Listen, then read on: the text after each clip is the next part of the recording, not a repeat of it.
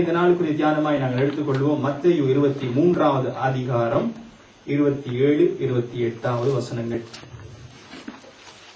மத்தேயு 23வது அதிகாரம் 27, 28வது வசனங்கள். 36ஆம் பக்கம் புதிய மாயக்காரராகிய வேதபாரகரே, பரிசேயரே, உங்களுக்கு ஐயோ! வெள்ளியடிக்கப்பட்ட கல்லறைகளுக்கு ஒப்பாயிருக்கிறீர்கள். அவைகள் புறம்பே அலங்காரமாய் காணப்படும், உள்ளேயோ மரித்தவர்களின் எலும்புகளினாலும் சகல அசுத்தத்தினாலும் நிறைந்திருக்கும். அப்படியே நீங்களும் மனுஷருக்கு நீதிமான்கள் என்று புறம்பே காணப்படுகிறீர்கள், உள்ளத்திலோ மாயத்தினாலும் அக்கிரமத்தினாலும் நிறைந்திருக்கிறீர்கள். ஆமென். சரி, இந்த வார்த்தையை நாம் பார்க்கும் பொழுது இந்த வசனத்துடைய தலையங்கமாய் அழகிய கல்லறைகள் என்கிறதான தலைப்பிலே அதே வார்த்தை தான் நம்முடைய ஆண்டவரும் இதிலே சொல்லுவதை பார்க்கிறோம். என்னவாம் ஆண்டவர் சொல்லுகிறார், ஆயக்காரர்களையும் வேத பாரகரையும் பார்த்து நம்முடைய ஆண்டவர் சொல்லும் பொழுது என்ன சொல்லுகிறார், நீங்கள் வெள்ளை அடிக்கப்பட்ட, அதாவது அழகிய ஒரு கல்லறையை போல நீங்க வெளியிலே காட்சி அளிக்கிற அழகிய கல்லறை தான். ஆனால் உள்ளே பார்க்கும் பொழுது அங்கே மரித்தவர்களுடைய எலும்புகள் இருக்கிறது, சகல அசுத்தங்களும் நிறைந்திருக்கிறது என்று சொல்கிறார். அதே போலவே நீங்களும் இருக்கிறீர்கள் என்று வேத பாரகரையும் பரிசேயரையும் பார்த்து நம்முடைய ஆண்டவர் சொல்கிறார் என்று நாம் பார்க்கிறோம். யாருக்கு சொல்கிறார் என்று பார்க்கும் பொழுது வேத பாரகர்களும் பரிசேயரும். இந்த வேத பாரகருடைய நீதியப்படி, வேத பாரகர் பரிசேயருடைய நீதி எப்படிப்பட்டது என்று நாம் வேதத்திலே பார்ப்போம் என்று சொன்னால், ஆண்டவர் ஓமையாய் சொல்லும் பொழுது அவர் ஜெபத்திலே 2 பேர் ஆயக்காரனும் ஒரு பரிசேயனும் வந்து என்ன செய்கிறார்கள், ஜெபம் பண்ணுகிறார். அதிலே பரிசேயன் சொல்கிறார், ஆண்டவரே, நான் வாரத்திலே 2 நாள் உபவாசம் பண்ணுகிறேன், என்னுடைய வருமானத்தில் எல்லாம் தசமபாகம் கொடுக்கிறேன், நான் அவனை போல இல்ல, இவனை போல எல்லாவற்றிலும் நான் என்னை நீதியாய் காத்துக் கொள்கிறேன் என்று இந்த பரிசேயன் சொல்கிறார். அவர் எப்படிப்பட்ட பரிசேயரை பார்த்துதான் ஆண்டவர் சொல்கிறார், என்ன, நீங்கள் வெளியரங்கமாய் சரியா இருக்கிறீர்கள், ஆனால் உள்ளேயோ எப்படி இருக்கிறது, எலும்புகளும் அசுத்தங்கள் இருக்கிற சொல்லுவதை பார்க்கிறோம். ஆண்டவர் இன்னொரு இடத்திலே சொல்லும் பொழுது, தம்முடைய சீஷர்களுக்கு ஜனங்களுக்கு சொல்லும் பொழுது, பரிசேயருடைய நீதியை பார்க்கிலும் உங்களுடைய நீதி அதிகமாய் இராவிட்டால் எப்படி என்று சொல்கிறார், நீங்கள் பரலோகத்தில் பிரவேசிக்க முடியாது என்று தேவன் சொல்லி ஆயிற்று. ஆகவே இன்றைக்கு நாம் நம்மிடத்திலே கற்றுக்கொள்கிற இந்த காரியம் என்ன, தேவன் இந்த வார்த்தையை இன்றைக்கு நமக்கும் அப்படியாகத்தான் வருகிறது. என்ன, இன்றைக்கு நாம் ஒரு மாய்மாலமான ஒரு வாழ்வு அல்லது வெளியரங்கமான ஒரு வாழ்வு அல்லது வித்தியாசமான ஒரு வாழ்வை நாம் வாழ்கிற பொழுது எனக்கும் உங்களுக்கும் ஆண்டவர் சொல்லுகிற வார்த்தை இதுவே, நீங்களும் ஒரு வெள்ளை அடிக்கப்பட்ட கல்லறை தான் என்று ஆண்டவர் நமக்கு சொல்லுவார். நாம் பார்க்கிற பொழுது மனுஷனை நம்முடைய ஆண்டவர் திருத்துவத்திலே உண்டாக்கி வைத்திருக்கிறார். என்ன இருக்கிறது, ஆவி இருக்கிறது, ஆத்மா இருக்கிறது, சரீரம் இருக்கிறது. நாம் அக்கிரமத்தினாலும் பாவத்தினாலும் மறித்திருக்கிற பொழுது நம்முடைய ஆவி செத்திருந்தது, மிச்சம் இருந்தது சரீரமும் ஆத்மாவும் இருந்தது. மிருகங்களுக்கும் அதேதான் இருக்கிறது. அதே போலவே தேவனை ரட்சிப்பை அனுபவிக்காத ஜனங்களுக்கும் இந்த 2 காரியங்களுமே ஆக்டிவாய், அதாவது அதுவே செயற்பாட்டிலே இருக்கிறது. தேவன் நம்மை ரட்சிக்கிற பொழுது என்ன நடக்கிறது, ஆவி உயிர் பெறுகிறது. இந்த ஆத்மாவுக்கு தேவன் நம்மை மண்ணிலிருந்து உருவாக்கும் பொழுது ஜீவ சுவாசத்தை அவர் ஊதினார், அவன் ஜீவ ஆத்மாவான என்று வேதம் சொல்லுவது. இந்த ஆத்மாவுக்கு மரணம் இல்லை, அது நித்தியத்திலே ஒன்று நரகத்திலே கழிக்க வேண்டும் அல்லது பரலோகத்திலே இந்த ஆத்மா கழிக்க வேண்டும். இந்த சரீரம் துலகத்திலே நாம் மற்றவர்களோடு கூட உலகத்தின் காரியங்களிலே தொடர்பு கொள்வதற்கு நம்ம வைக்கப்பட்டிருக்கிறது. இந்த உயிர்ப்பிக்கப்பட்ட ஆவி தேவனோடு கூட ஆவி தொடர்பு கொள்வதற்கு, அதாவது தேவனுடைய தேவ ஆவியும் மனித ஆவியும் தொடர்பு கொள்வதற்கு தேவன் இந்த காரியங்களை திருத்துவமாய் வைத்திருக்கிறார். ஆனால் இன்றைக்கு நாம் இப்படி இருக்கிற பொழுது தேவன் விரும்புகிறார் என்ன, இன்றைக்கு வெளிப்புறமாய் அல்ல அல்லது உள்புறமாய் அல்ல, இரண்டுமே. அதாவது தேவ நாங்கள் வாசிப்போம் 1 தெசலோனிக்கேயர் 5வது அதிகாரம் 23வது வசனம். 1 தெசலோனிக்கேயர் 5வது அதிகாரம் 23வது வசனம். 82ஆம் பக்கம் புதிய ஏற்பாடு.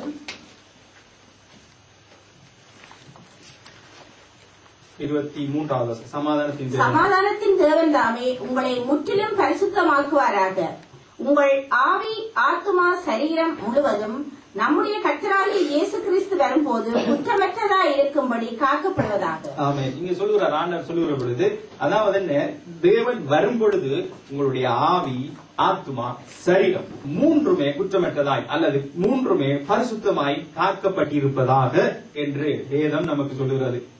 ஆகவே இன்றைக்கு நாம் பார்க்கிறோம் சொன்னால் மனிதனுடைய நடவடிக்கை என்ன, இன்றைக்கு நானும் நீங்கள் செய்கிற காரியம் என்ன, மனிதனுடைய வெளிப்படையான காரியங்களை பார்த்து நாம் மற்றவர்களை நிதானிக்கிறோம் அல்லது நம்மை நாமே நாம் நியாயம் செய்து கொள்கிறோம்.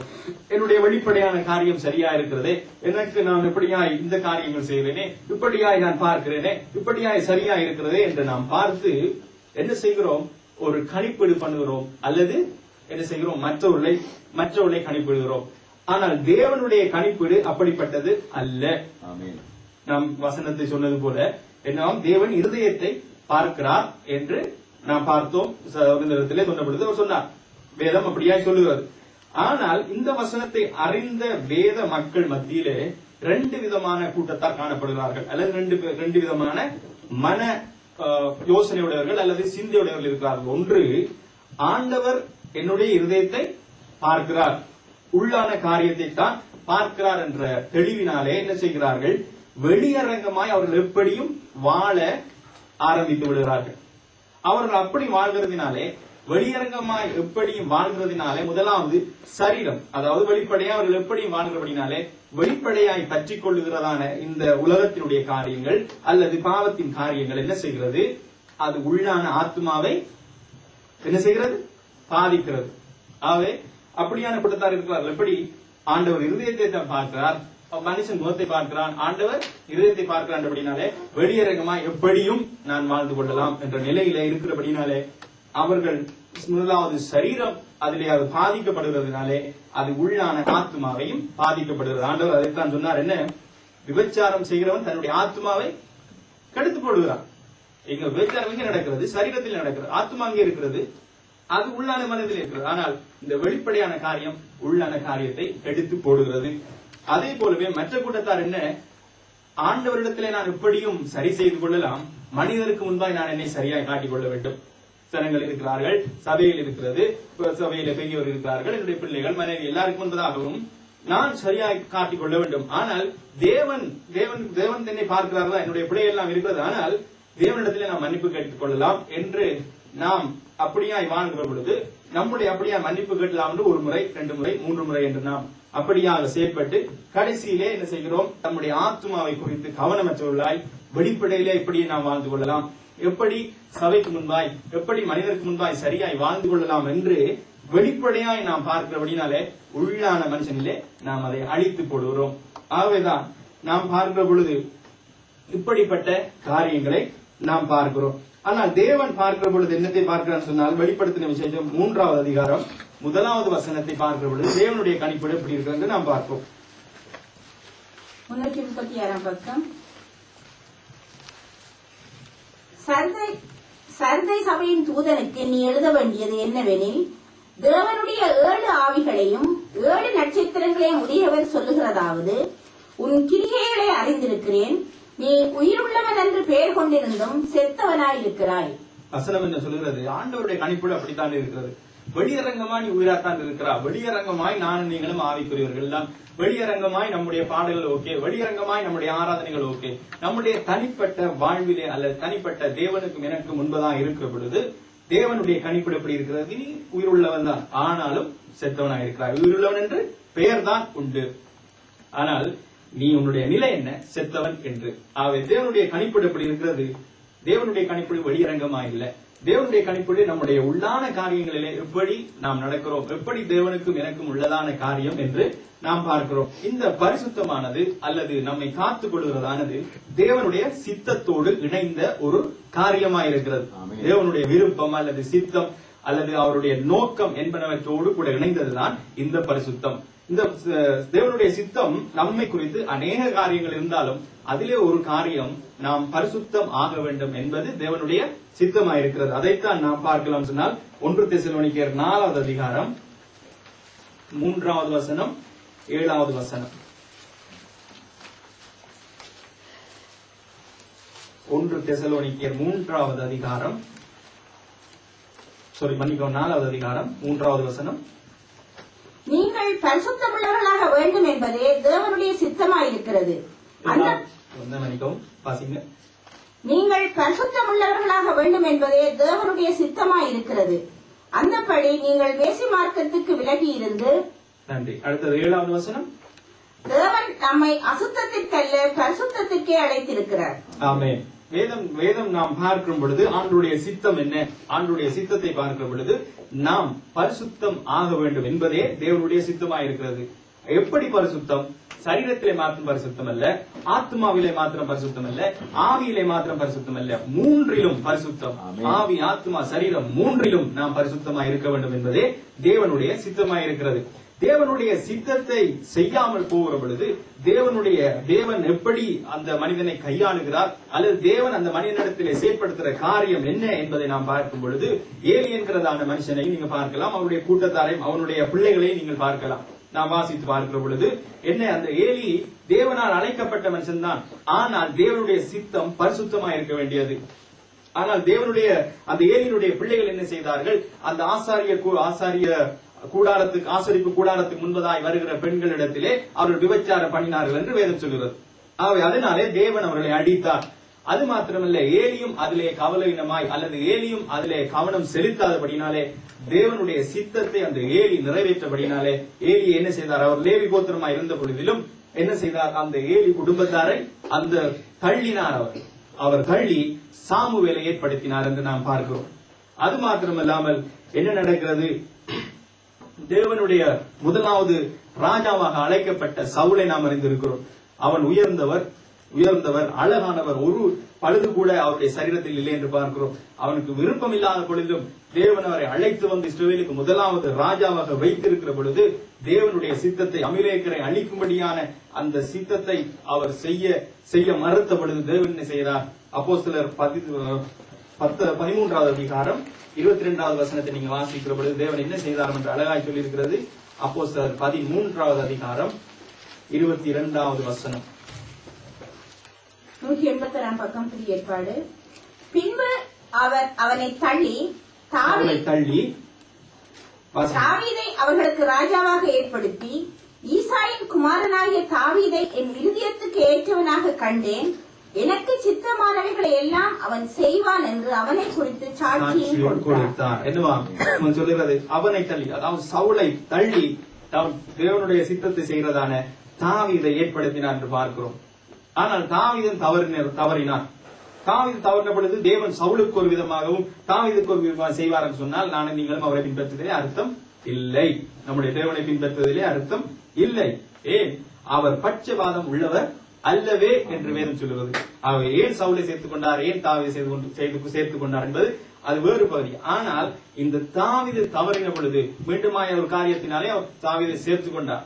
அதனுடைய விளைவை அவன் அனுபவிக்கும்படியாகவே, அவருடைய சந்ததி அனுபவிக்கும்படியாகவே செய்தார் என்று வேதம் நமக்கு சாட்சி சொல்லுவது. என்ன? சொந்த மகன் தாவீதை திறத்தும்படியாய், அவரை விட்டு அகற்றும்படியாய் வேதனை உண்டாக்கினார். அவருடைய மகளுடைய வாழ்க்கை சீரழிந்ததை பார்க்கிறோம். அவ என்ன? இன்றைக்கு அதில் ஒரு காரியம், 2 காரியங்கள் தான். ஒன்று, இன்றைக்கு தேவன் பட்சபாதம் உள்ளவர் அல்ல. மற்றது, நாம் நம்முடைய பரிசுத்தத்தை நாம் காத்துக் கொள்ளாத பொழுது, தவறுகிற பொழுது நம்முடைய பிள்ளைகளையும் பாதிப்பது என்பது வேதம் தெளிவாய் சொல்கிறதா இருக்கிறது. அது எப்படிப்பட்ட பிரசங்கியா இருக்கலாம், நானா இருக்கலாம், நீங்களா இருக்கலாம், அதை பற்றி கவலை இல்லை. இன்றைக்கு நாம் தவறுகிற பொழுது, நாம் பாவம் செய்கிற பொழுது அது நம்மை மாத்திரமல்ல, நம்முடைய சந்ததியை, அது நம்முடைய பிள்ளைகளுக்கு அது கடந்து செல்கிறது என்பதை வேதம் நமக்கு தெளிவாய் சொல்லுகிறது. ஆகவேதான் இந்த காரியத்திலிருந்து மாற்றும்படியாகத்தான் ஆண்டவர் எனக்கும் உங்களுக்கும் விரும்புகிற காரியம், அவர் வருகிற பொழுது ஆவி, ஆத்மா, சரீரம் மூன்றும் கரை திரையற்றதாக இருக்கும்படியாக நமக்கு எச்சரிப்பு கொடுக்கிறது. ஆகவே இன்று நாம் வெளிப்படையான காரியங்களை மாத்திரமல்ல, வெளிப்படையான காரியங்களை பார்த்து மாத்திரமல்ல, உள்ளான காரியங்களிலே நம்மை நாமே சீர்தூக்கி பார்த்து, இந்த வேத வார்த்தைகள் மற்றவர்களை நியாயம் தீர்ப்பதற்கு அல்ல. இன்றைக்கு நான் என்னையும் நீங்கள் ஒவ்வொருவரையும் பார்த்து ஆண்டவருடைய வருகைக்கு ஆயத்தப்படுத்துவதே பார்க்கிறோம். என்ன? ஆரோன் எப்படி போட்டிருந்தார்? கத்தருக்கு பண்டிகை. அங்க உள்ளே என்ன இருந்தது? கன்றுக்குட்டி இருந்தது, நிர்வாணம் இருந்தது. அங்கே வேற என்ன இருந்தது? பெண் கொடுத்தார்கள், எடுத்தார்கள், படுத்தார்கள், எழுப்பினார்கள் என்று வேதம் சொல்கிறது. ஆகவே வெளியில் என்ன இருந்தது? கத்தருக்கு பண்டிகை. ஆகவே அதே போலவே இன்று நம்முடைய வாழ்க்கையிலே நாம் ஆவிக்குரியவர்களாய் வேதத்தோடு காட்சி கொடுக்கிறவர்களாய் இருக்கலாம். யாரும் நம்மை குறித்து சொல்ல முடியாது, காட்ட முடியாது, நம்முடைய ஆராய்ந்து பார்க்கவும் முடியாது. ஆனால் தேவன் என்னை உங்களையும் கணக்கீடு செய்கிற பொழுது அல்லது கணிப்பிடுகிற பொழுது என்ன நடக்கும் என்பதை நாம் பார்க்க வேண்டும். ஆண்டவர் வேதம் நமக்கு அதைத்தான் சொல்லுவது, நீ ஆயத்தப்படு, மற்றவர்களை ஆயத்தப்படுத்து. முதலாவது நீ ஆயத்தப்படு, நீ ஆயத்தப்படு. வேதத்தை நாம் உலகத்தின் காரியங்களை பார்க்கிற பொழுது ஆண்டவருடைய வருகை சீக்கிரமாய் இருக்கலாம் அல்லது இருக்கும் என்பது உண்மை. ஏன் இன்றைக்கு பார்க்கிறோம், எல்லா இடங்களிலும் யுத்தங்கள் ஆரம்பித்திருக்கிறது, எல்லா இடங்களிலும் இயற்கையின் அழிவுகள் இருக்கிறது. எல்லாவற்றுக்கும் மேலாய் தேவன் பல காரியங்களை செய்கிறார், அற்புதங்கள் நடக்கிறது. அது மாத்திரம் இல்லாமல் எலக்ட்ரானிக் முறையிலே இங்கத்தைய பாஸ்போர்ட் எல்லாம் எலக்ட்ரானிக் கொண்டு வந்து விட்டாயிட்டது. சுவிஸிலே பெரிதான ஒரு கம்ப்யூட்டரை அவர்கள் கனகாலம் அது கண்டுபிடித்திருக்கிறார்கள். என்ன நடக்கிறது, அங்கே எல்லாருடைய உலகத்தில் உள்ள எல்லாருடைய தகவல்களையும் அந்த கம்ப்யூட்டரில் சேமிக்கலாம் என்பதான இதை கொண்டு வந்து விட்டார்கள். அவர்களுக்கு நம்பர் ஒவ்வொருவருக்கும் ஒவ்வொரு நம்பர் கொடுக்கப்பட வேண்டும். அது நம்பர் 18 இலக்கமுடையது, 1, 2, 3 இருந்து 18 வரையிலும், அதாவது 66 அப்படி பார்க்கிற பொழுது 18 எண்கள் அடங்கக்கூடிய ஒரு காரியம் என்று அவர் கண்டுபிடித்திருக்கிறார்கள். 18 என்று சொல்கிற பொழுது ஒரு வேத வசனம் சொல்லுகிறது, வேத மொழிபெயர்ப்பு சொல்லுகிறது, அதாவது 666 பார்த்து சொல்லுகிற பொழுது நீங்கள் கூட்டி பார்க்க கடவுள். ஞானம் உள்ளவன் எப்படி பார்க்க கடவுள்?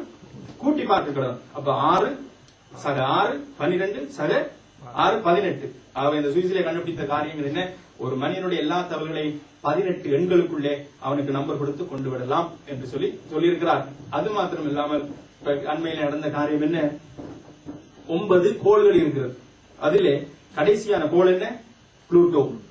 அந்த புளூட்டோக்கு என்ன நடந்தது, அது தன்னுடைய கோளுக்குரிய தன்மையை அது இழந்து விட்டது என்றதினாலே, அது செயற்பட முடியவில்லை என்பதனாலே விஞ்ஞானிகள் அதுக்கு கோள் என்கிறதான தன்மையை அகற்றி அதை என்ன செய்திருக்கிறார்கள், சூரியனோடு சேர்த்து விட்டார்கள். ஆகவே 9 இருந்தது, இப்பொழுது எத்தனை, 8. இப்பொழுது நாசா சொல்லுகிறார்கள் அது பொய் என்று சொல்லி. காரணம், இன்னொரு விஞ்ஞானிகள் நாசாவுடைய உத்தரவு இல்லாமல் அதை அறிவித்தபடினாலே, அவர்கள் தங்களுக்கு மரியாதை போகும் என்றபடினாலே அந்த காரியங்களை அவர் பார்த்துக் கொண்டிருக்கிறார். ஆனால் ஒரு உண்மை, ஆண்டவர் வானத்தின் சத்துவங்களை அசைக்க ஆரம்பித்து விட்டார். அப்படின்னு சொன்னால் 9 கோள் என்கிற பொழுது இப்ப ஜனங்கள் மத்தியிலே, அதுவும் ஆசிய ஜனங்கள் மத்தியிலே, தமிழ் மத்தியிலே நவ கிரகங்கள் என்கிறதான பேர் இருந்தது. நாம கல்லுகள் 9 கல்லுகள் வைத்தார். இப்ப ஒரு கல்லை கலட்ட வேண்டியது, ஒரு சிலையை உடைக்க வேண்டும். காரணம், தேவன் ராஜரீகம் பண்ணுகிறவராயிருக்கிறார். ஆகவே அவனுடைய வருகை சீக்கிரமா இருக்கிறபடினாலே எங்கே அவருடைய நம்பிக்கை, எங்கே அந்த 9 சிப்பி சங்கு நம்பிக்கை, எங்கே தேவன் அசைப்பாராமே, இதுவும் நடக்கும், இன்னும் பெரிய காரியங்கள் நடக்கும். ஆகவே அதற்கு நம்மை தயார்படுத்தும்படியாகத்தான் இன்றைக்கு எல்லா காரியங்களிலும் நாம் சரியா இருக்கும்படியாய் தேவன் என்னையும் உங்களையும் சந்திக்க பிரியப்படுகிறார். ஆகவே இன்றைக்கு 4 மனிதருடைய வாழ்க்கையில் இருந்து நாம் கற்றுக்கொள்வோம். எப்படி அவர் வெளிப்படையாய் தேவனுடைய மனிதர்கள் தான், வெளிப்படையாய் பெரிய காரியங்களை சாதித்தவர்கள் தான், வெளிப்படையாய் அவர்கள் தேவனோடு நடக்கிறவர் போல காண்பித்தார். ஆனால் உள்ளான வாழ்க்கையில் இருந்தவர்களும் உள்ளான வாழ்க்கையில் எப்படி இருந்தார் என்றும் அவருடைய முடிவு எப்படி இருந்தது என்றும் நாம் பார்த்து சுருக்கமாய் பார்த்து நாம் முடித்துக் கொள்வோம். முதலாவது நாம் சவுல் என்கிறதான மனிதனை நாம் பார்க்க போகிறோம். அவன் எப்படிப்பட்ட அந்த மனிதர், நான் சொன்னது போல தேவனாலே முதலாவது தெரிந்து கொள்ளப்பட்ட முதலாவது ராஜா, இஸ்ரவேலுக்கு முதலாவது ராஜா, கடைசி நியாயாதிபதியும் முதலாவது ராஜாவும் அவர்தான் என்று நாம் பார்க்கிறோம். அவர் எப்படிப்பட்டவராயிருந்தார் என்று 1 சாமுவேல் 10வது அதிகாரம் 1வது வசனத்தை குறித்து நாம் பார்ப்போம். 357 பக்கம் பழைய ஏற்பாடு. அப்பொழுது சாமுவேல் தைல குப்பியை எடுத்து அவன் தலையின் மேல் வார்த்து அவனை முத்தம் செய்து, கர்த்தர் உன்னை தம்முடைய சுதந்திரத்தின் மேல் தலைவனாக அபிஷேகம் பண்ணினார் அல்லவா. நன்றி. இந்த வசனத்தை நாம் பார்க்கும்போது நமக்கு இதில் என்ன விளங்குகிறது, இந்த சவுல் அபிஷேகம் பெற்ற மனிதன், அதில் எந்தவித காரியம் இல்லை. தேவனுடைய மனுஷனினாலே, தைலத்தினாலே, குப்பியினுடைய தைலத்தினாலே அபிஷேகம் பெற்ற மனுஷன் தான் இவர். அடுத்ததாக நாம் பார்க்கிற பொழுது 5வது வசனம், பின்பு பெலிஸ்தரின் தானியம் இருக்கிற தேவனுடைய மலைக்கு போவாய், அங்கே நீ பட்டணத்துக்குள்ளே பிரவேசிக்கையில் மேடையில் இருந்து இறங்கி வருகிற தீர்க்கதரிசிகளின் கூட்டத்திற்கு எதிர்ப்படுவாய். அவர்களுக்கு முன்பாக தம்புரமும் மேளமும் நாகசுரமும் சுரமண்டலமும் போகும். அவர்கள் தீர்க்க தரிசனம் சொல்லுவார்கள்.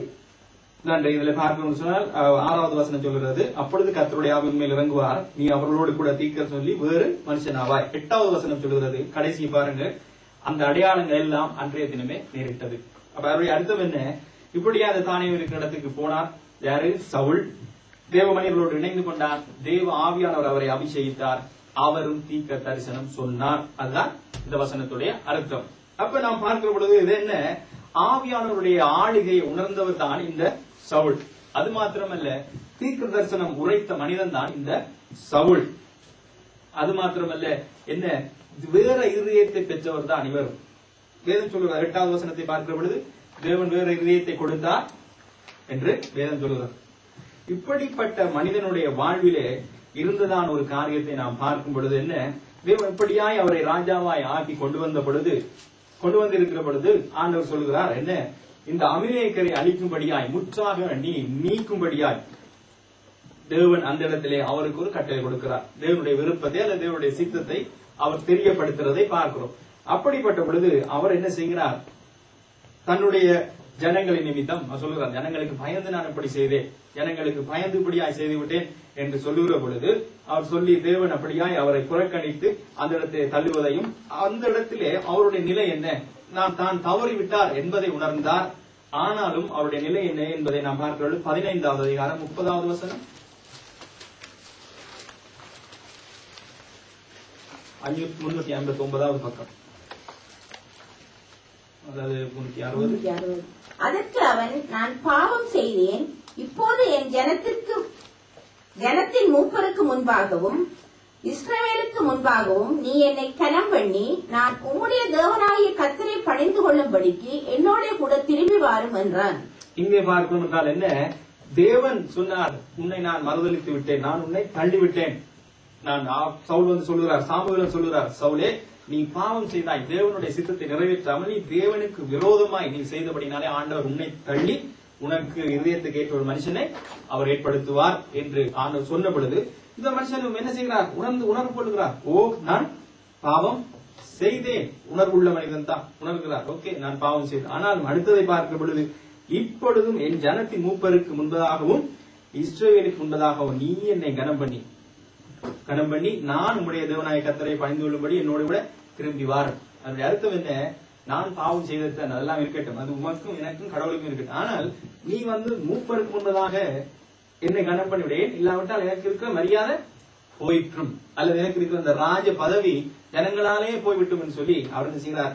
சாமுவேலை அழைத்து, நீ எனக்கு வந்து இந்த என்ன கொஞ்சம் கனம் பண்ணிவிடப்பா, என்ன கொஞ்சம் மரியாதையா சொல்லி இந்த வெளியில சொல்லி என்னை அவமானப்படுத்தாதே என்று சொல்லுவதை பார்க்கிறோம். இது என்ன? ஒரு விதமான ஒரு பதவியினுடைய ஆசை, ஒரு விதமான ஒரு தேவன் வெறுத்தார். அது முதலாவது அதை சரி செய்வதல்ல, இவரின் காரியம் ஜனங்களோடு இருக்கிற வெளிப்படையான காரியத்தை சரி செய்யும்படியாய் வாஞ்சிக்கிறதை பார்க்கிறோம். இந்த மனுஷனுடைய ஆவியை பெற்ற மனுஷன், நான் பாவம் செய்தேன் என்று உணர்ந்து கொள்ளுகிற மனுஷன், அது மாத்திரமல்ல தீர்க்க தரிசனம் சொன்ன மனுஷன், இப்படியாய் பெரிதான நிலையிலே தேவனாலே புதிய இருதயத்தை பெற்றுக்கொண்ட ஒரு மனிதன் தான். ஆனால் இவருடைய நிலை என்ன நடக்கிறது? ஒரு வெளிப்படையான ஒரு ஆசை, பதவியிலே ஒரு ஆசை. இன்றைக்கு என்னை கனம் பண்ண வேண்டும், மனுஷர் கனம் பண்ண வேண்டும், மனுஷர் தூக்கி வைக்க வேண்டும், சுமக்க வேண்டும், படம் காட்ட வேண்டும், ஷோ காட்ட வேண்டும் சொல்லி ஒரு பெரிய விதமான ஒரு ஆசையை இந்த மனிதன் உள்ளே வைத்திருந்ததை பார்க்கிறோம். அது மாத்திரமில்லாமல் 1 சாமுவேல் 18:9 பார்க்கிற பொழுது 18வது அதிகாரம் 9வது வசனம், அந்நாள் முதல் கொண்டு சவுல் தாவீதை காய்மகாரமாய் பார்த்தான்.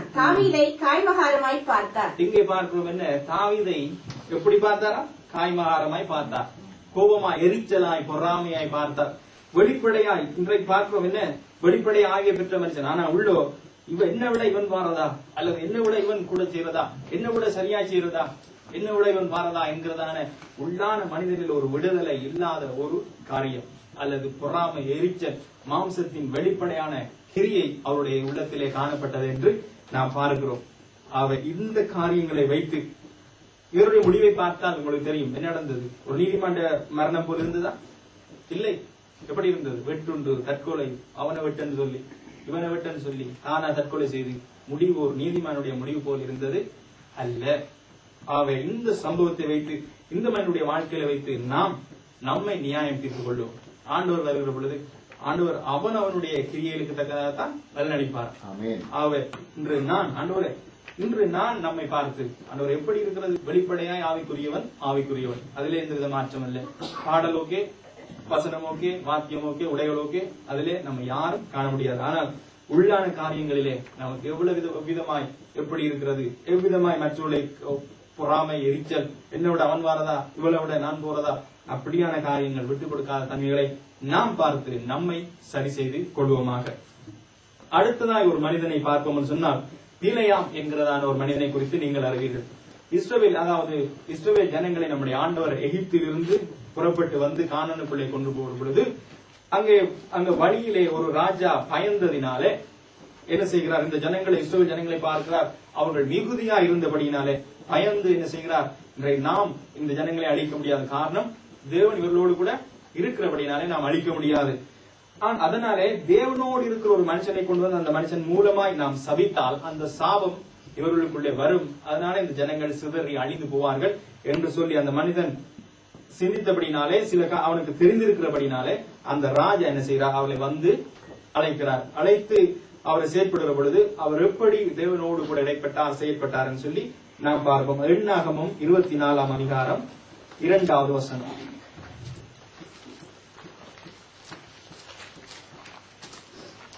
23ஆம் பக்கம் 24:2.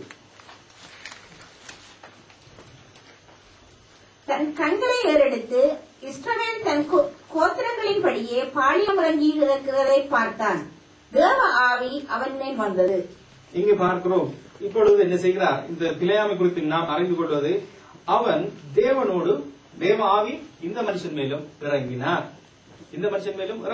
தேவனுடைய ஆவி என்ன நடக்கிறது, தேவ ஆவி அவன் மேல் வந்தது என்று வசனம் சொல்கிறது. இந்த மனுஷனும் ஆவியினுடைய அனுக்கிரகத்தை பெற்ற மனுஷன் தான். அடுத்ததாய் நாம் பார்க்கிறோம் 24:17, 18, 5. 5வது வசனம். மன்னிக்கவும், நீங்க 5வது வசனத்தை வாசிங்க. யாக்கோபே, உன் கூடாரங்களும் இஸ்ரவேலே உன் வாசஸ்தலங்களும் எவ்வளவு அழகானவைகள். 17, 18. அவரை காண்பேன், இப்பொழுது அல்ல, அவரை தரிசிப்பேன், சமீபமாய் அல்ல. ஒரு நட்சத்திரம் யாக்கோப்பிலிருந்து உதிக்கும், ஒரு செங்கோல் இஸ்ரவேலிலிருந்து எழும்பும். அது மோவாவின் எல்லைகளை நொறுக்கி சேப்புத்திரர் எல்லோரையும் நிர்மூலமாக்கும். ஏதோம் சுதந்திரமாகும், சேயீர் தன் சத்துருக்களுக்கு சுதந்திரமாகும். இஸ்ரவேல் பராக்கிரமம் செய்யும். 19. யாக்கோப்பிலிருந்து தோன்றும் ஒருவர் ஆளுகை செய்வார், பட்டணங்களில் மீதியானவர்களை அழிப்பார் என்றார். இந்த மனுஷனை பார்க்கும் பொழுது, இவன் தேவனோடு கூட, இந்த வார்த்தையை நான் பார்க்கும் பொழுது இந்த மனிதனுக்கும் என்ன நடக்கிறது, சபையை குறித்ததான ஒரு வெளிப்பாடு வருகிறது.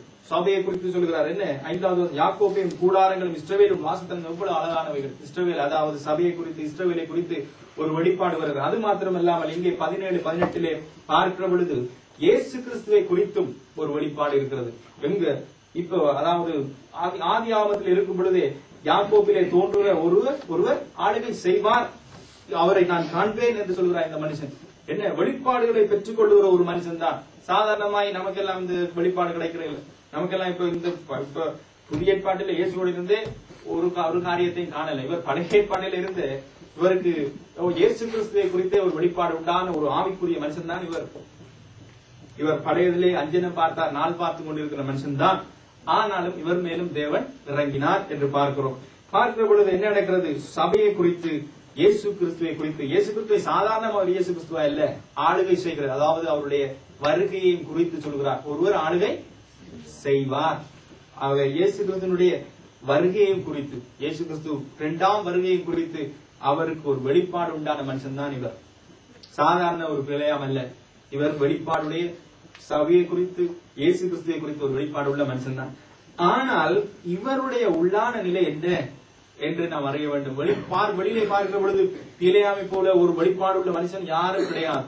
அல்லது பிலேயாமை போல ஒரு தேவனுடைய ஒரு வல்லமை உள்ள அல்லது ஒற்றுமை உள்ள ஒரு மனுஷன் ஒன்றுமே கிடையாது என்று நாம் நினைத்துக் கொள்ளலாம். ஆனால் வேத ஆதாரத்தின்படி உள்ளான நிலையை பார்த்தால் எண்ணாகமம் 22:12 நாம் வாசிக்கிற பொழுது, எண்ணாகமம் 22வது அதிகாரம் 12வது வசனம். அதற்கு தேவன் பிலேயாமை நோக்கி, நீ அவர்களோட போக வேண்டாம், அந்த ஜனங்களை சபிக்கவும் வேண்டாம், அவர்கள் ஆசீர்வதிக்கப்பட்டவர்கள் என்றார். இங்கே பார்க்கணும் சொன்னால், நீங்கள் இதை 22வது அதிகாரத்தை வாசித்து பார்த்தால் உங்களுக்கு தெரியும். அந்த பாலாக் என்ன செய்கிறார்? முதலாவது ஆட்களை விட்டு அனுப்புகிறார். சாதாரணமான ஒரு ஆட்களை அந்த இடத்திலே மூப்பரை நோக்கி என்ன செய்கிறார்கள்? மூப்பரை அந்த இடத்திலே அனுப்பி வைக்கிறார். யாரு? பாலாக் என்கிறதான இந்த ராஜா பிலேயாம் இடத்திலே மூப்பரை அனுப்பி வைக்கிறார். அனுப்பி சொல்லுகிறார், இப்படியாய் நான் உனக்கு சில காரியங்களை நான் எல்லாம் செய்வேன், இப்படி இல்லாம உனக்கு நான் தருவேன் என்று சொல்லி இந்த ராஜாவிடத்திலே இந்த பிலேயாம் இடத்திலே அனுப்பி வைக்கிறார். பிலேயாம் வந்த பொழுது, பிலேயாம் இடத்திலே இவர்கள் வந்து சொன்ன பொழுது இந்த மனுஷன் என்ன செய்கிறார்? நான் முதலாவது தேவனிடத்திலே நான் கேட்க வேண்டும், தேவன் என்ன சொல்லுகிறார் என்று நான் கேட்டுவிட்டு வந்து உங்களுக்கு பதில் சொல்லுகிறேன் என்று அவர்களை தங்க வைத்து போய் அந்த மனுஷன் மன்றாடுகிறார். இப்பொழுது வாசிங்க 20வது அதிகாரம், 20வது வசனம், 20, 21, 22. இரவிலே தேவன் பிலேயாமிடத்தில் வந்து, அந்த மனிதர் உன்னை கூப்பிட வந்திருந்தால் நீ எழுந்து அவர்களோட கூட போ, ஆனாலும் நான் உனக்கு சொல்லும் வார்த்தையின்படி மாத்திரம் நீ செய்ய வேண்டும் என்றார். பிலேயாம் காலமே எழுந்து தன் கழுதையின் மேல் சேணம் கட்டி மோவாவின் பிரபுக்களோட கூட போனான். அவன் போகிறதுனாலே தேவனுக்கு கோபம் உண்டது. கர்த்தருடைய தூதனானவர் வழியிலே அவனுக்கு எதிராளியாக நின்றார். அவன் தன் கழுதையின் மேல் ஏறி போனான். அவன் வேலைக்காரர் 2 பேரும் அவனோட இருந்தார்கள். நன்றி. இந்த இடத்திலே பார்க்கிறோம் சொன்னால் என்ன? 12வது வசனத்திலே வாசிக்கிற பொழுது ஆண்டவர் என்ன சொல்கிறார்? நீ அவர்களோட போக வேண்டாம். இங்க 20வது வசனத்துக்கு இடையில நீங்கள் பார்க்கிற பொழுது இந்த பாலாக் என்ன செய்கிறார்? இதை சொல்லி அனுப்பிவிட்டார். இந்த பிலேயாம் என்ன செய்கிறார்? இந்த ஜனங்கள் மூப்பர் மத்தியிலே பிலேயாம் சொல்லிவிட்டார், ஆண்டவர் எனக்கு சொல்லிட்டார், உங்களோட போக வேண்டாம், நான் வரமாட்டேன் என்று சொல்லிவிட்டாயிற்று. இப்ப திருப்பி என்ன செய்கிறார்? இந்த பாலாக் பிரபுக்களை அனுப்புறார். கொஞ்சம் உயர்ந்த, கொஞ்சம் வசதியான, ஒரு கொஞ்சம் டீசென்டான அப்படியான ஒரு கொஞ்சம் ஜனங்களை அனுப்புறார். இவர்கிட்ட அனுப்பி சொல்லுறார், நான் முதல் இருந்த வெகுமதிகளை பார்க்கில் உனக்கு அதிகமான காரியங்கள் தருகிறேன் என்று கொஞ்சம் உயர்ந்த ஒரு 30 பேர், ஒரு 10 மாசம் அவரையும் கொடுத்து அனுப்பிவிடுறார். அப்பொழுது இவர் திரும்பி மீண்டுமாய் தேவனிடத்திலே போறார். அதுக்குத்தான் இப்பொழுது என்ன நடக்கிறது? அனுமதி கிடைக்கிறது. இப்ப நாம் பார்க்கிறோம் சொன்னால் என்ன? தேவன் முதலாவது தரம் மறுத்து விட்டார், 2வது தரம் அனுமதிக்கிறார். என்ன தேவனுடைய விளையாட்டு? என்ன தேவனுடைய காரியம் என்ன என்று பார்த்தால், புறவு பார்த்தால் வழியில அனுமதி போ என்று சொல்கிறார், வழியிலே தூதனை அனுப்புகிறார், வாழை வைக்கிறார், கழுதை கடிக்கிறார். இதெல்லாம் என்னத்துக்கு என்று பார்த்தால் இது தேவனுடைய உண்மையான அனுமதி அல்ல. இந்த பிலேயாம் போய் என்ன செய்கிறார்? அடுத்த 2வது தடவையிலே, முதலாவது தடவையிலே இல்லை என்று மறுத்து விட்டார். 2வது தடவையிலே பிரபுக்களையும் அந்த பாலாக் சொல்லி அனுப்பின காரியங்களை பார்த்த பொழுது தன்னுடைய உள்ளத்திலே ஒரு ஆசை உண்டாயிற்று. அந்த காரியங்களே இவ்வளவு வெகுமதிகள் எனக்கு கிடைக்க போறதே, இந்த காரியங்களை இந்த ஆண்டவர் வேணாம், இந்த ஆண்டவர் போனாம் சொல்லுகிறதுனாலே மீண்டுமாய் தேவனிடத்திலே போய் அலட்டுகிறபடினாலேதான் ஆண்டவர் 2வது சொல்றார், நீ போ என்று சொல்லி. என்ன காரியம்? நாங்கள் போய் ஒரு பிள்ளைய அப்பா இதுதான் சரி கொண்டு போ என்று சொல்லிவிடுங்க. அதே போலதான் ஆண்டவர் இந்த பிலேயாமுக்கு அனுமதி கொடுக்கிறார். முதலாவது தரம் இல்லை என்றால் முதலாவது நாம் அறிந்து கொள்ள வேண்டும், ஆண்டவர் ஒரு தரம் சொன்னதுதான் கடைசியிலும். முதலாவது தரம் இல்லை என்று சொன்னால் ஆதியாகமத்திலே வெளிப்படுத்தலும் இல்லைதான். ஆண்டவர் இடையிலே மாத்திரவர் அல்ல. அதே போலதான் உங்களுக்கும் எனக்கும். இப்படி என்று சொன்னார், இப்படித்தான் நான் மரிக்கும் வரையிலும் இப்படித்தான் இந்த உலகத்திலே. ஆகவே எந்தவித மாற்றமும் அல்ல. அதே போலதான் இங்கே பார்க்கிறோம் என்ன? இந்த பிலேயாமுக்கு இருந்த காரியம் இந்த ஆசைகள் என்று நான் பார்க்கிறோம். பொருட்கள் மேலே, இந்த காரியத்தின் மேலே தேவனுடைய விருப்பம், தேவனுடைய சித்தம் ஒரு பக்கம் இருக்கட்டும். முதலாவது எனக்கு இவன் என்னை கனப்படுத்துவான், இந்த பாலாக் என்னை கனப்படுத்துவான். அடுத்தது மாத்திரமல்ல, பாலாக்கின் இடத்தில் எனக்கு கிடைக்கிறதான இந்த வெகுமதியின் காரியங்கள் எனக்கு கிடைத்துவிடும் என்று சொல்லி உள்ளான மனிதனிலே ஆசைகள், உள்ளான மனிதனிலே தேவனை கனப்படுத்த வேண்டும், தேவனை பிரியப்படுத்த வேண்டும் என்கிறது மேலோங்கி இல்லாவிட்டாலும் அந்த இடத்திலே மேலோங்கி நிற்பதெல்லாம் இந்த ஆசைகள், பண ஆசைகள் அல்லது கனம், மகிமை என்கிறதான காரியங்கள் இந்த பிலேயாமுடைய இருதயத்திலே இருந்ததை நாம் பார்க்கிறோம். இவருடைய முடிவை நீங்கள் பிறகு 4ஆவத்திலே வாசித்து பார்த்தீர்கள் சொன்னால் இவரையும் வெட்டி போடுகிறார்கள். இந்த பிலேயாமையும் வெட்டி போட்டார். அதனால் இவர் ஒரு இதுல ஜெபிக்கிற பார்க்கிற ஆண்டவரே, நான் நீதிமான் மரிக்கிறது போல மரிக்கட்டும் என்று சொல்லி இவர் ஒரு தீர்க்க தரிசனமாய் அவர் தேவனிடத்திலே வேண்டு செய்கிறார். ஆனால் அவருக்கு நடந்தது என்ன? அந்த யுத்தம் நடக்கிற பொழுது அங்கே அவரை வெட்டி போட்டார்கள் என்று நாம் பார்க்கிறோம். இவர் இது மாத்திரமல்ல, இன்னொரு காரியத்தையும் அவர் செய்துவிட்டு போனார். அது வேறொரு காரியத்திலே வருகிற பொழுது அதை நாம் பார்ப்போம். இந்த இடத்திலே பார்க்கிறோம், முதலாவது அவரிடத்திலே இருந்தது வெளியரங்கமாய் தேவனை குறித்ததான ஒரு பெரிதான ஒரு தீர்க்க தரிசனம், இயேசு கிறிஸ்துவை குறித்த ஒரு வெளிப்பாடு. ஆனால் உள்ளான காரியத்திலே தேவன் மறுத்து விட்ட பொழுதிலும் உள்ளான ஆசை, உள்ளான பண ஆசைகள் அல்லது வேறு பெரிதான ஆசைகளை வைத்துக் கொண்டதினாலே அந்த மனிதனுக்கு ஆண்டவருடைய சித்தத்தை நிறைவேற்ற முடியாமல் போய்விட்டது. வெளிப்புறமாய் பிலேயாம் தேவனோடு நடக்கிறவன் தான், தேவனோடு சத்தத்தை கேட்கிறவன், போ வேண்டாம் என்றெல்லாம் சொல்லுகிற சத்தத்தை கேட்கிற பிலேயாம் தான். ஒரு சத்தத்தை தெரிந்து கொள்ள வேண்டும் என்று சொன்னால் நமக்கு ஏற்கனவே அறிந்திருக்க வேண்டும் அல்லது பழக்கம் இருக்க வேண்டும். செல்வமுறையர் என்ன டெலிபோன்ல கால் பண்ணினான்னு சொன்னால் அவர் கதைக்கும் பொழுது எனக்கு தெரியும் யார் கதைக்கிறான்னு சொல்லி, அவை தொடர்பு இருக்கிறபடினாலதான் எனக்கு தெரியும் அவர் தான் சொல்லி, அவருக்கு தெரியும் நான் தான் சொல்லி. அதே போலதான் தேவனுக்கும் இந்த பேலியாமுக்கும் தொடர்பு இருந்தது. அதனாலதான் அவர் சத்தத்தை கேட்டார். போ என்கிற சத்தத்தையும் இப்பொழுது போகாது என்று சொல்கிற சத்தத்தையும் கேட்கிற அளவுக்கு அவருக்கு தொடர்பு இருந்தது. ஆனாலும் என்ன, உள்ளான மனிதனிலே ஒரு விடுதலை இல்லை, உள்ளான மனிதனிலே ஆசைகள், உள்ளான மனிதனிலே ஒரு காரியங்கள், ஆசைகள் என்று நாம் பார்க்கிறோம். வேதம் சொல்கிறது, உலகத்தில் உண்டானவைகள் எல்லாம், அதாவது உலகம் இச்சைகளும் ஒளிந்து போகும், தேவனுடைய சித்தத்தின்படி செய்கிறவன் எவனோ அவன் நிலைத்திருப்பான் என்று வேதம் சொல்லுவது. ஆகவே இன்றைக்கு உலகத்திலிருந்து உண்டாகிற காரியங்கள் தான் இந்த ஆசையின் காரியங்கள், இந்த வெகுமதிகள், இந்த பணங்கள், இந்த காரியங்கள் தேவைதான். ஆனால் இதிலே நாம் கவனம் செலுத்துவோம் என்று சொன்னால் நம்முடைய ஆத்மாவை நாமே கெடுத்துக் கொள்ளக்கூடிய வாய்ப்புண்டு. ஆகவே இந்த சம்பவத்தின் மூலமும் நாம் நம்மை ஆராய்ந்து பார்க்க ஆண்டவர் உதவி செய்வாராக. அடுத்ததாய் நாம் பார்ப்போம், நியாயாதிபதிகள் புஸ்தகத்திலே ஒரு மனுஷனை பார்ப்போம் சொன்னால் என்ன, சிம்சோன் என்கிறதான ஒரு மனிதனை நாம் பார்ப்போம்.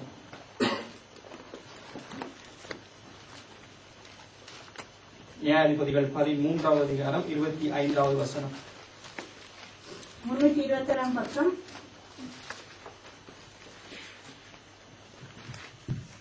13:25. 325. அவன் சேராவுக்கும் எஸ்தாவோவுக்கும் நடுவிலுள்ள தானின் பாளையத்தில் இருக்கையில் கர்த்தருடைய ஆவியானவர் அவனை ஏவத் துவக்கினார். இந்த இடத்துல முதலாவது இந்த வசனத்தை பார்க்கிற பொழுது நமக்கு தெரியும் சிம்சோன் யார் என்று சொல்லி. இந்த நியாயாதிபதி புத்தகத்திலே நாம் வாசித்து பார்த்தால் விளங்கும். என்ன நடக்கிறது, இந்த சிம்சோன் பிறப்பதற்கு முன்பதாகவே தேவனுடைய ஒரு தூதன் என்ன நடக்கிறார், அந்த தாயாரை வந்து இப்படியாய் இந்த ஜனங்களை மீட்கும்படி, அதாவது இஸ்ரவேல் ஜனங்களுடைய வாழ்க்கை, அவர்கள் பாவத்திலே செய்வதும், வேறு தேவர்களை வணங்குவதும், அதனாலே தேவன் வேறு ஜனங்களிடத்தில் அடிமைகளாக கொடுப்பதும், மீண்டுமாய் ஒருவரை ஒரு ரட்சகனை அல்லது ஒரு நியாயாதிபதி எழுப்பி அவர்களுக்காக ரட்சகம் செய்து சமாதானத்தை ஜனங்களுக்கு கொடுப்பதும், இப்படியாய் விடுதலுமா இருக்கிற பொழுது பல நியாயாதிபதிகள் வந்து செல்கிறார்கள். அதிலே ஒரு மனிதன் தான் இந்த சிம்சோன். இந்த சிம்சோனை குறித்து நாம் பார்க்கிற பொழுது பிறப்பதற்கு முன்பதாகவே, அதாவது இயேசு கிறிஸ்துவுக்கு எப்படியாய் கன்னி மரியாதையிடத்திலே வந்து ஒரு தூதன் சொன்னாரோ அதே போலவே இந்த மனிதனுக்கும் அல்லது சகரியாவுக்கு நடந்தது போலவே இந்த மனிதனுக்கும், இந்த சிம்சோனுக்கும் ஆண்டவர் முன் அறிவிக்கிறதை பார்க்கிறோம். இவன் இப்படி இருப்பான், இவன் வளர்வதற்கு முன்பதாகவே இவருடைய ஸ்டைலை எல்லாம் ஆண்டவர் சொல்லி வைத்துட்டார். எப்படி தலைமையிலெல்லாம் வெட்டக்கூடாது, தலைமையெல்லாம் நீளமாயிருக்கும், நசரைய விரதமாயிருக்கும், இப்படி பல காரியங்களை ஆண்டவர் வளர்வதற்கு முன்பதாகவே, அதாவது கரு உண்டாவதற்கு முன்பதாகவே முன் குறிக்கப்பட்ட ஒரு மனுஷன் தான் இவர். சாதாரண சிம்சோன் அல்ல, முன் குறிக்கப்பட்டவர். அது மாத்திரமல்ல, இந்த வசனத்திலே நாம் பார்க்கிற பொழுது சேராவுக்கு வந்த பொழுது என்ன செய்யறாங்க, கர்த்தருடைய ஆவியானவர் அவனை ஏவ துவங்கினார். அடுத்ததான் பார்ப்போம் 14:5-6. அப்படியே சிம்சோனும் அவன் தாயும் தகப்பனும் திம்னாத்துக்கு போக புறப்பட்டார்கள். அவர்கள் திம்னாத்தூர் திராட்சை தோட்டங்கள் மட்டும் வந்தபோது இதோ கெச்சிக்கிற பாரசீகம் ஒன்று அவனுக்கு எதிராக வந்தது. அப்பொழுது கர்த்தருடைய ஆவி அவன் மேல் பலமாய் இறங்கினதால் அவன் தன் கையில் ஒன்றுமில்லாதிருந்தும் அதை ஒரு ஆட்டுக்குட்டியை கிழித்து போடுகிறது போல் கிழித்து போட்டான். ஆனாலும் தான் செய்ததை அவன் தன் தாய் தகப்பனுக்கு அறிவிக்கவில்லை.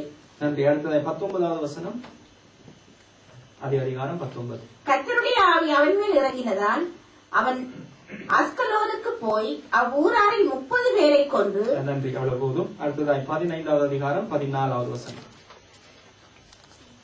அவன் லேகுவரைக்கும் வந்து சேர்ந்த போது பெலிஸ்தர் அவனுக்கு விரோதமாய் ஆரவாரம் பண்ணினார்கள். அப்போது கர்த்தருடைய ஆவி அவன் மேல் பலமாய் இறங்கினதினால். நன்றி. இடத்திலே பார்க்கணும் சொன்னால் நாங்கள் வாசித்த வசனம் முழுவதும் கர்த்தருடைய ஆவியானுடைய ஏவுதல், கர்த்தருடைய ஆவியானவர் இறங்குதினாலே கிரிய அவர் என்ன செய்தார், சிங்கத்தை கிழித்து போட்டார், அவர் ஆட்டுக்குட்டியை கிழிக்கிறது போல கிழித்து போட்டார் என்று இருக்கிறது. ஏவுதல் மாத்திரமல்ல, சத்தம் மாத்திரமல்ல, பரிசுத்த ஆவியானவரினாலே கிரியை கூட இந்த மனுஷனுடைய வாழ்க்கையில் இருந்தது. ஏவினார், கிரியை செய்தார், ஆவியானவர் பல்லங்கும் பலமா இறங்கினார் என்றெல்லாம் இந்த வசனங்களிலே பார்த்தோம். இந்த வசனங்களை நாம் பார்க்கிற பொழுது இந்த சிம்சோனை போலவும் யாரும் இருந்திருக்க முடியாது. தேவ ஆவியனுடைய ஆளுகை ஆளுகை ஆளுகை ஆளுகை மாத்திரமல்ல, வாழ்க்கையிலே அபிஷேகம் மாத்திரமல்ல, தனி ரூமிலே மாத்திரமல்ல, வெளிப்படையாகவும் கூட கிரியை இருந்ததை நாம் பார்க்கிறோம். ஆவியின் பலத்தினாலே பெரிய கதவை தூக்கிக்கொண்டு மலைக்கறினார். மலை இரும்பு கதவை ஏற்றிக்கொண்டு கயிறுகளை எல்லாம் பீத்து போட்டார் என்று, அறுத்து போட்டார் என்று நாம் பார்க்கிறோம். ஆகவே இப்படிப்பட்ட இந்த சிம்சோனுடைய வாழ்க்கையிலே வெளியரங்கமாய் பார்க்கப்படுது. சிம்சோன் ரட்சகன் தான். சிம்சோன் ஆவியின் ஏவுதலை பெறுகிறவர். அவருக்கு முன்பதான் நிற்க முடியாது. இஸ்ரவேலுக்கு ரட்சிப்பை கொடுத்தவர் தான். எல்லாம் சரி. ஆனால் உள்ளான நிலையை நம்முடைய வேதம் மறைக்கவில்லை என்பதை நாம் பார்க்க பொழுது 14வது அதிகாரம் 1வது வசனத்தை நாம் வாசிப்போமா? 14:1 நியாயாதிபதிகள் 14:1. சிம்சோன் திம்னாத்துக்கு போய் திம்னாத்திலே பெலிஸ்தரின் குமாரத்திகளில் ஒரு பெண்ணை கண்டு. நன்றி. 16வது அதிகாரம் 1வது வசனம். பின்பு சிம்சோன் காசாவுக்கு போய் அங்கே ஒரு வேசியை கண்டு அவளிடத்தில் போனார். 6வது வசனம். அப்படியே தெலீலாள் சிம்சோனை பார்த்து, இங்க பார்க்கணும் சொன்னால் எவ்வளவு ஆவியின் வல்லமைகளை தேவனுடைய வேதம் மறைக்கவில்லையோ அவ்வளவுக்கு அவ்வளவாய் அவருடைய உள்ளான நிலையை வேதம் மறைக்கவில்லை. 14வது வர 1வது வசனம் சொல்லுறது என்ன? திம்னாத்துக்கு போய் அங்கே பெலிஸ்தீன் குமாரத்திலே ஒரு பெண்ணை கண்டு. இங்க 16வது வசனம் 1வது வசனம் சொல்றது அங்கே ஒரு வேசியை கண்டு அவனிடத்தில் போனான். அப்படியா 1வது வசனத்திலே ஒரு பெண்ணை கண்டு அங்கே போறார்.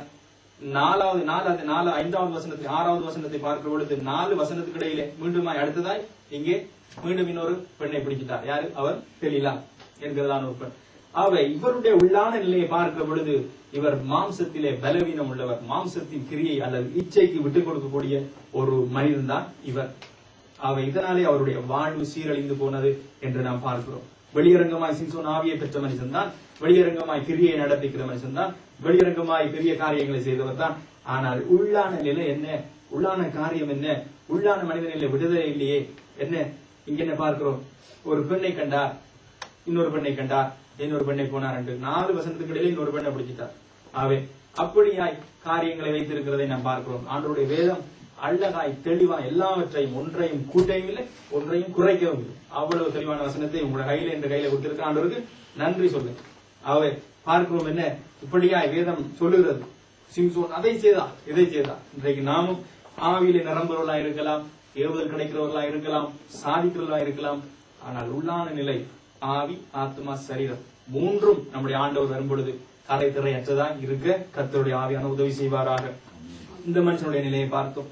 அடுத்ததா இன்னொரு மனிதனை நாம் பார்க்கும் பொழுது பார்த்து நாம் முடித்துக் கொள்வோம். 1 ராஜாக்கள் 13வது அதிகாரம். 1 ராஜாக்களை நாம் எடுத்துக் கொள்வோம்.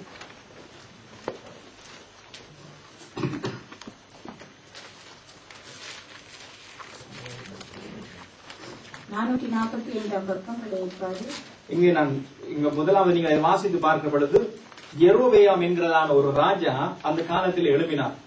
இந்த ராஜா எழுப்பி என்ன செய்தார்? தேவனுக்கு பிரியமானபடி வாழாமல் தேவன் விரும்பாத அல்லது ஜனங்களை பாவத்துக்கு நேராய் வழிநடத்தி கடைசியாக அவர் ஒரு காரியத்தை செய்கிறார். என்ன செய்கிறார்? தூபத்தை கட்டி, தூப பலிபீடத்தை கட்டி அவர் தன்னுடைய பாவ நிலையில இருக்கிற பொழுது அப்படியா செய்கிற பொழுது ஆண்டவர் ஒரு தேவ மனிதனை அனுப்புகிறார். தேவ மனிதனை அனுப்பிவிட பொழுது என்ன சம்பவங்கள் நடக்கிறது என்று நாம் பார்ப்போம். முதலாவது பார்ப்போம் என்று சொன்னால் தேவன் பயன்படுத்திய பாத்திரத்தை பார்க்கும்போது 13வது அதிகாரம் 1 தொடக்கம் 3 வரை உள்ள வசனங்கள். யெரொபெயாம் தூபம் காட்ட பலிபீடத்தண்டை நிற்கையில், இதோ தேவனுடைய மனுஷன் ஒருவன் கர்த்தருடைய வார்த்தையின்படியே யூதாவில் இருந்து பெத்தேலுக்கு வந்து அந்த பலிபீடத்தை நோக்கி, பலிபீடமே பலிபீடமே, இதோ தாவீதின் வம்சத்தில் யோசியா என்னும் பேருள்ள ஒரு குமாரன் பிறப்பான். அவன் உன்மேல் தூபம் காட்டுகிற மேடைகளின் ஆசாரியர்களை உன்மேல் பலியிடுவான். மனுஷரின் எலும்புகளும் உன்மேல் சுட்டெரிக்கப்படும் என்பதை கர்த்தர் உரைக்கிறார் என்று கர்த்தருடைய வார்த்தையை கூறி, அன்றைய தினம் அவன் ஒரு அடையாளத்தையும் சொல்லி, இதோ இந்த பலிபீடம் வெடித்து அதன் மேலுள்ள சாம்பல் கொட்டுண்டு போம், கர்த்தர் உரைத்ததற்கு இதுவே அடையாளம் என்றான். இந்த இடத்திலே பார்க்கணும்னு சொன்னால் இந்த தேவனுடைய உண்மையாய், தேவனுக்கு முன்பதாய் உண்மையாய் இருக்கிற ஒரு மனுஷனை நீங்கள் பார்க்கலாம். ஒரு தேவ மனிதன் சொல்லுகிறார், என்ன வந்து சொல்றார்? பலிபீடமே பலிபீடமே, இன்றைக்கு இப்படி எல்லாம் செய்யறா, இது தேவனுக்கு பிரியமில்லாத காரியம் என்று சொல்லி இன்றைக்கு இந்த பலிபீடத்தில ஆட்கள் கொண்டு வந்து உங்களை பிடித்து இதில் வெட்டுவார்கள், எலும்புகள் எல்லாம் கிடக்கும் என்று சொல்லி அதற்கு ஒரு அடையாளத்தை அவர் சொல்கிறார். என்ன? இன்றைய தினம் இந்த பலிபீடம் வெடித்து சாம்பல் கொட்டுப்படும், என்றெல்லாம் சொல்லி அப்படி செய்த பிறகு அப்படியே அந்த அடையாளம் நடக்கிறது. அப்படியே தேவ மனுஷன் இங்க பாருங்க 5வது வசனம் சொல்கிறது, தேவனுடைய மனுஷன் கர்த்தருடைய வார்த்தையால் குறித்திருந்த அடையாளத்தின்படியே பலிபீடம் வெட்டித்து சாம்பல் பீடத்திலிருந்து கொட்டுண்டு போயிற்று. அப்பொழுது ராஜா கையை நீட்டினார், புடியுங்கள் என்று கை மடக்கலாமல் போயிற்று. அப்படியாய் தேவனுடைய காரியத்தை சரியாய் நிறைவேற்றின ஒரு தீர்க்கதரிசி, இவருடைய பெயர் குறிப்பிடப்படவில்லை, சரியாய் நடத்தின ஒரு தீர்க்கதரிசி. இந்த மனுஷனிடத்திலே தேவன் ஒரு காரியத்தை சொல்லியிருந்தால் இந்த காரியத்தை செய்துவிட்டு நீ திரும்பும் பொழுது எப்படி இருக்க வேண்டும் என்று சொல்லி அனுப்பினாராம். 7வது 9வது வசனத்தை நீங்க பாருங்க. அப்பொழுது ராஜா தேவனுடைய மனுஷனை நோக்கி, நீ என்னோட கூட வீட்டுக்கு வந்து இளைப்பாறு, உனக்கு வெகுமானம் தருவேன் என்றார். ஏனென்றால் நீ அப்பம் புசியாமலும் தண்ணீர் குடியாமலும். தேவனுடைய மனுஷன் ராஜாவை நோக்கி, நீர் எனக்கு உம்முடைய வீட்டில் பாதி கொடுத்தாலும் நான் உம்மோடு வருவதும் இல்லை, இந்த ஸ்தலத்தில் அப்பம் புசிப்பதும் இல்லை, தண்ணீர் குடிப்பதும் இல்லை.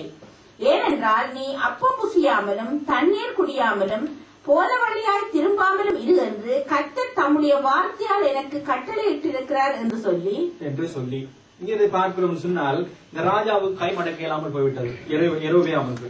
அப்பொழுது இவர் ராஜாவோட அந்த தீர்க்கதரிசி இருக்கிறார், எனக்கு மன்றாடுன்னு சொல்லி மன்றாடின பொழுது கை சரியாய் வந்தது. அப்பொழுது இந்த ராஜா சொல்கிறார், அப்பதான் என்ன நடக்கிற, நீ என்னோட கூட வந்து இளைப்பாரி, நீ சாப்பிட்டு போ, நான் உனக்கு கொஞ்சம் வெகுமானங்களை எல்லாம் கொடுக்கிறேன் என்ற பொழுது தேவனுடைய சித்தம் என்ன என்பதை இந்த தீர்க்கதரிசி உரைக்கிறார். அதான் 9வது வசனம் பார்த்தோம்.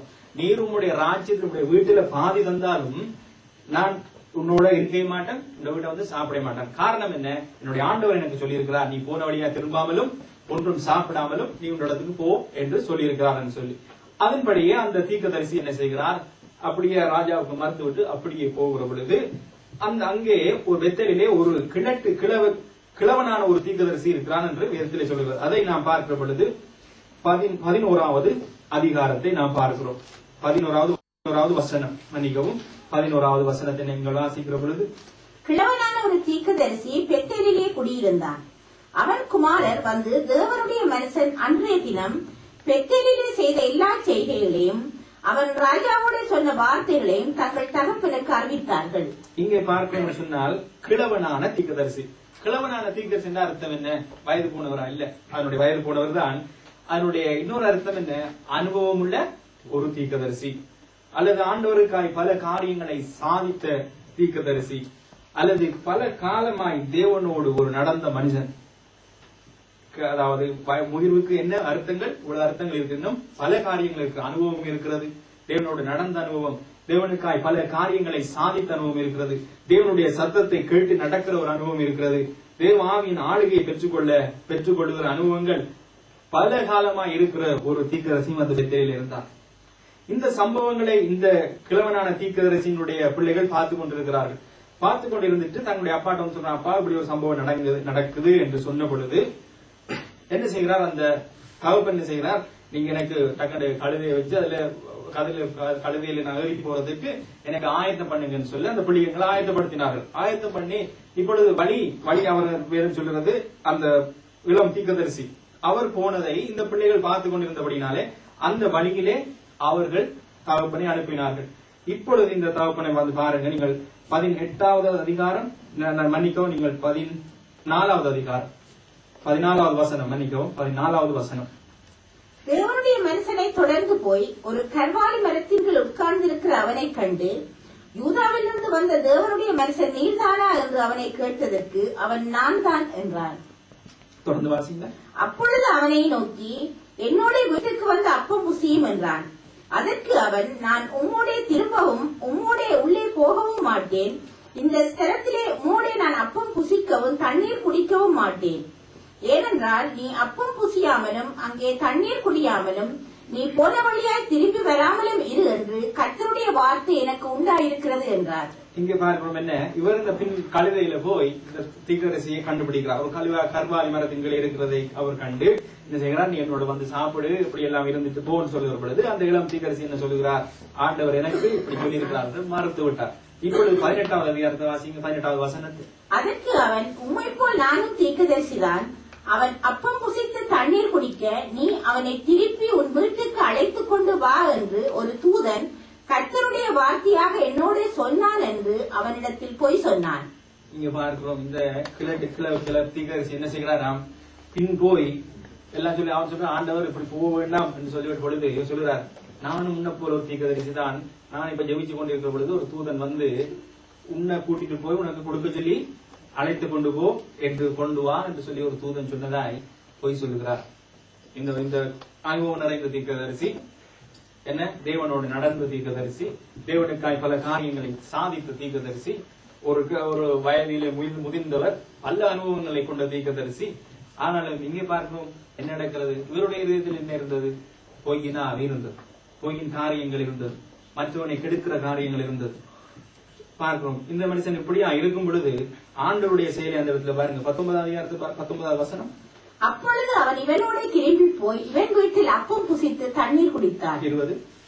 அவர்கள் பந்தியில் உட்கார்ந்து இருக்கிற போது அவனை திருப்பிக் கொண்டு வந்து தீர்க்கதரிசிக்கு கர்த்தருடைய வார்த்தை உண்டானதினால் அவன் யூதாவிலிருந்து வந்த தேவனுடைய மனுஷனை பார்த்து சத்தமிட்டு. நன்றி நன்றி. இங்க பார்க்கணும் சொன்னா 20வது வசனத்துல நீங்க என்ன பார்க்கிறீங்க? இந்த 19வது வசனத்திலே இந்த தீர்க்கதரிசி அந்த தீர்க்கதரிசியோட போயிட்டார். இப்பொழுது யார் மேல தேவ ஆவியானவர் இறங்கினாரா? பொய்யை சொல்லி கொண்டு போன அந்த கிழட்டு தீர்க்கதரிசி மேலதான் தேவனுடைய ஆவியானவர் இறங்கினார் என்று நாம் பார்க்கிறோம். என்ன வேலை? ஒரு மாறி தேவாவியானவர் இறங்கி இருக்கலாம். இவரும் தீர்க்கதரிசி, அவரும் தீர்க்கதரிசி. இவருக்கு இந்த உண்மையாய் நடந்து கொள்ளுற தீர்க்கதரிசியில் இறங்கி பொய் சொன்னாப்பா நீ என்னுடைய வார்த்தையை முயற்சி செய்திருக்கலாம். இல்ல, தேவனுடைய காரியம் எப்படி இருக்கிறது? தேவனுடைய காரியம் யார் பொய் சொன்னார்களோ அவர் மூலமாய்த்தான் மீண்டும் அந்த உண்மையாய் நடக்கிற தீர்க்கதரிசிக்கு வருகிறது.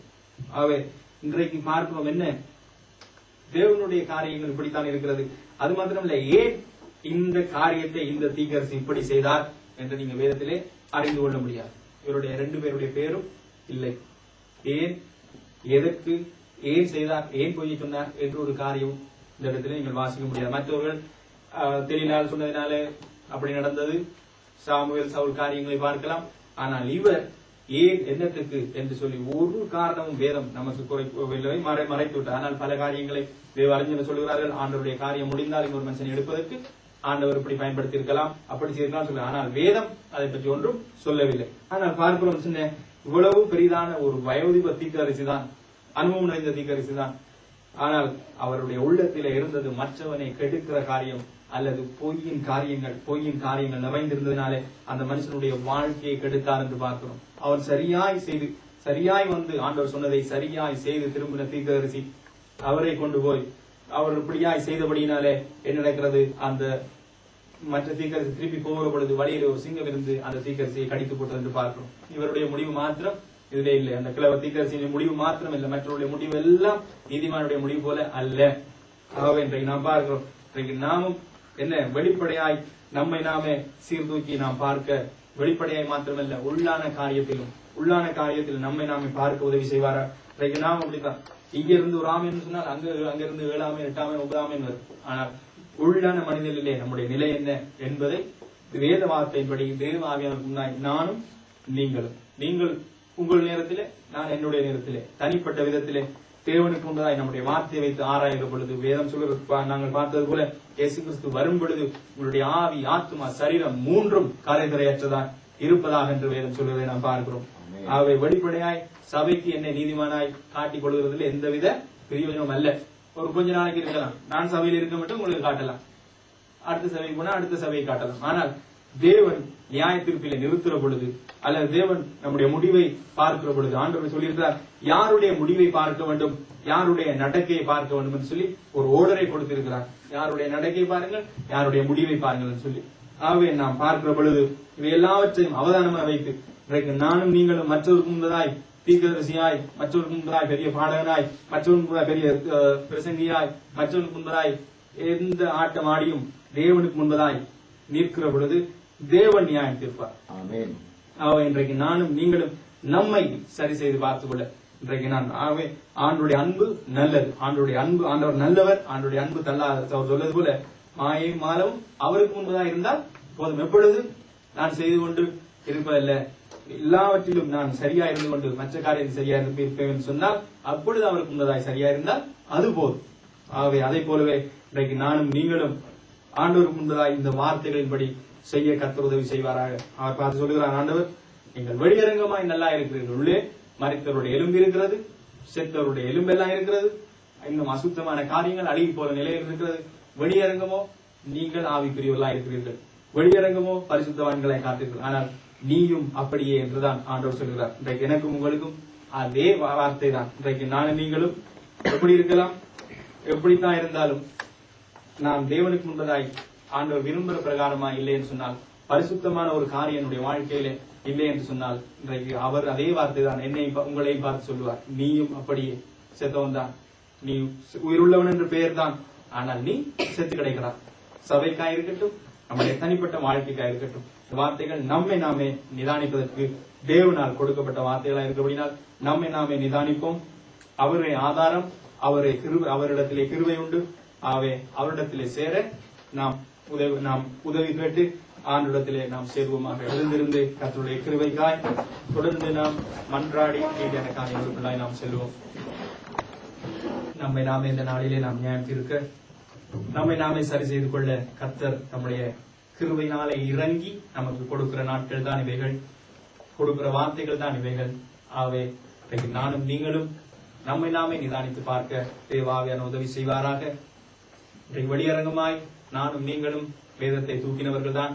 அந்நிய பாசை நம்முடைய வாயிலிருந்து புறப்படுகிறது தான். 1 அல்லேலூயா 9 அல்லேலூயா சொல்லுவர்கள் தான். ஆனால் என்னுடைய உள்ளான நிலைமை எப்படி இருக்கிறது, உள்ளான காரியம் எப்படி இருக்கிறது என்பதை நாம் நிதானித்து பார்க்க தேவாவியான உதவி செய்வாராக. சவுளை போல பதவி ஆசை அல்லது பொறாமை எரிச்சல்கள் நமக்கு உண்டா? மற்றவனை எப்படியாவது தள்ள வேண்டும் என்கிறதான நிலைமை நமக்கு இருக்கிறதா? என்னை விட அவன் உயர்ந்து விடுவான், இல்ல இவனை விட நான் கீழாய் போய்விடுவேன் என்கிறதா நிலைமை நமக்குள்ளே வருகிறதா? அல்லது பிழையாமை போல ஜனங்களுடைய மதிப்பையும் அல்லது வெகுமதிகளையும், உலகத்தின் இச்சைகளையும், உலகத்தின் ஆசைகளையும், பணத்தின் ஆசைகளையும், பொருள்களையும் சேமிக்கத்தக்கதாய் அல்லது அதன் மேலே நாட்டமுடையவர்களாய் நாம் தேவனை விட்டு விலகுறோமா என்பதை நம்மை சீர்தூக்கி பார்ப்போமாக. பண ஆசை எல்லா வேருக்கும், எல்லா தீமைக்கும் வேர் என்று வேதம் சொல்லுகிறது. இப்படியாய் பணம் ஒரு பக்கம் இருக்கட்டும், பணம் மாத்திரமல்ல, வேறு காரியம் எதுவா இருந்தாலும் நம்மை சீர்தூக்கி பார்ப்போம். அது மாத்திரமல்ல, அடுத்ததாய் சிம்சோனை போல மாம்சத்தின் இச்சைகள் நம்மிடத்திலே அதிகமாய் கிரியை செய்கிறதா? தேவனிடத்திலே தாழ்த்துவோம். பெரிய காரியங்களை, அற்புதங்களை செய்வதா இருக்கலாம், தீர்க்க தரிசனத்தை உரைக்கிற மனுஷனாய் நான் இருக்கலாம், என் மூலமாய் தேவன் பல காரியங்களை சுகப்படுத்தலை நடப்பிக்கிறவராய் இருக்கலாம், விடுவிக்கிறவராய் இருக்கலாம். ஆனால் உள்ளான மனிதனில் என்னுடைய நிலைமை எப்படி இருக்கிறது என்பதை நாம் சீர்தூக்கி பார்ப்போம். அது மாத்திரமல்லாமல் பொய்யின் நாவுகளை மற்றவருடைய வாழ்க்கைகளை கட்டுக்கும்படியாக நம்முடைய நாவுகளை அடைக்காத வாழ்க்கையில் இருக்கிறேனா? இந்த நல்ல ஒரு தீர்க்கதரிசியின் வாழ்வை முடித்து போட்ட இந்த ஒரு வயோதிப ஒரு கிழவ தீர்க்கதரிசியை போல பொய்யை சொல்லி இந்த ஆண்டவருடைய வாழ்விலே நடத்து கொண்டிருக்கிற மனுஷனை இழுத்து தள்ளுகிறவர்களாய் நாம் இருக்கிறோமா என்பதை நாம் சீர்தூக்கி பார்ப்போம். இதிலிருந்து விடுதலை பெற நான் என்ன செய்ய வேண்டும் என்று சொன்னால், ஆண்டவரும் அதற்கு வழியை வைத்திருக்கிறார். என்ன? பழைய ஏற்பாட்டிலே தேவ ஆவியானவர் கிரியை செய்தார், இறங்கினார். எப்பொழுது? ஏதோ ஒரு காரியத்தை செய்வதற்கு, குறிப்பிட்ட ஒரு காரியத்தை செய்வதற்கு, குறிப்பிட்ட ஒரு மனிதனுக்கு, குறிப்பிட்ட ஒரு காலகட்டத்திலே மாத்திரம் கிரியை செய்தார். ஆனால் இப்பொழுதோ வேதம் சொல்லுகிறபடி, ஆண்டவர் உங்களை திக்கச்சொல்லாய் விட்டேன் என்று சொன்னபடி தேவ ஆவியானவர் நம்மோடு கூட இருக்கும்படியாய், மாம்சத்தின் கிரியைகளை அழிக்கும்படியாய் அந்த தேவ ஆவியானவர் நம்மோடு கூட இருக்கும்படியாய் கொடுத்திருக்கிறார். அதை ஆவியிலே நிறைந்து வாழ்கிற வாழ்வுதான் நமக்கு இந்த பாவத்தின் வல்லமையில், பாவத்தின் பிரசன்னத்தில், பாவத்தின் கொடூரத்தில் இருந்து நம்மை விடுவிக்கக்கூடியதாக இருக்கிறது. அந்த தேவ ஆவியானவர் நம்மோடு கூட இருக்கத்தக்கதாய் நமக்கு கொடுத்திருக்கிறார். அவரே நம்மை சகல சத்தியத்தில் நடத்துகிறவராய் இருக்கிறபடினால் அந்த தேவாவியானவரிடத்திலே வாஞ்சிப்போம். தேவாவியானவர் கூட நடக்கிற வாழ்வை நாம் வாழ்க்கையை பற்றி கொண்டு நடப்போம். கர்த்தர் நமக்கு உதவி செய்வாராக.